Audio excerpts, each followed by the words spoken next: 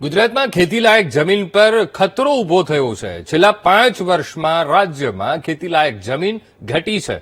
5 વર્ષમાં 2,28,000 હેક્ટર ખેતીલાયક જમીનનો ઘટાડો થયો છે। ઔદ્યોગિક વિકાસ અને શહેરીકરણને કારણે જમીનમાં ઘટાડો થયો। લોકસભામાં રજૂ થયેલા લેન્ડ યુઝ સ્ટેટિસ્ટિક્સનો આ રિપોર્ટ અને સાબરકાંઠામાં 43.72% અને જામનગરમાં 40.61% ઘટાડો નોંધાયો।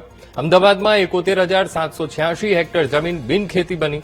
બિનખેતીનો ટ્રેન્ડ ન રોકાય તો ગંભીર ખતરો ઉભો થઈ શકે છે। તો અત્યારે તો એક આખો ટ્રેન્ડ એ ઉભો થઈ ગયો છે બિનખેતી જમીનને કરાવવાનો, અને જેનો એક રિપોર્ટ લોકસભામાં જાહેર કરવામાં આવ્યો। અને ખાસ તો ગુજરાતની જો વાત કરીએ તો ગુજરાતમાં ખેતીલાયક જમીન ખતરામાં હોય તેવું એ રિપોર્ટમાં સ્પષ્ટ દેખાઈ રહ્યું છે। રાજ્યમાં ખેતીલાયક જમીનમાં ઘટાડો નોંધાયો છે।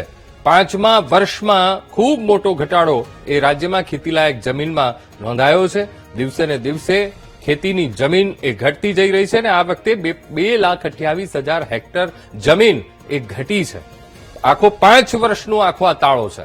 આજ મુદ્દે સંવાદદાતા ભૌમિક ફોનલાઈન પર જોડાઈ ગયા છે। ભૌમિક, આ ખૂબ વિચારવા જેવી બાબત છે। ખેતીલાયક જમીન એ ઘટી રહી છે, એક ટ્રેન્ડ પણ ઉભો થયો છે જમીનોને બિનખેતી કરવાનો, ત્યારે છેલ્લા 5 વર્ષનો જે ડેટા આવ્યો છે એ ખૂબ ચિંતાજનક। ભૌમિક, અંકુર, આ ચિંતાજનક અને ચિંતા થાય તેવી વાત છે।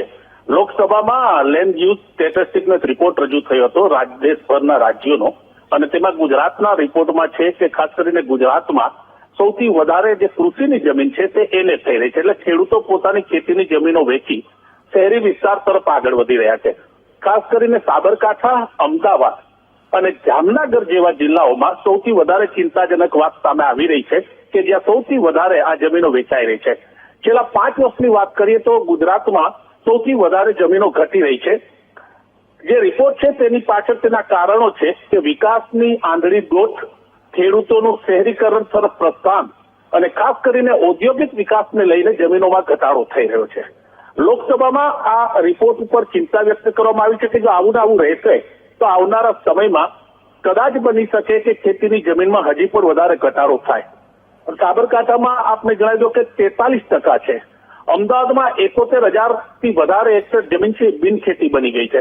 એટલે કે બિનખેતીનો જો ટ્રેન્ડ ન રોકાય તો ક્યાંક ને ક્યાંક આવનારા સમયમાં ખેતીની જમીન નાશ પામે તેવી શંકા વ્યક્ત કરવામાં આવી છે।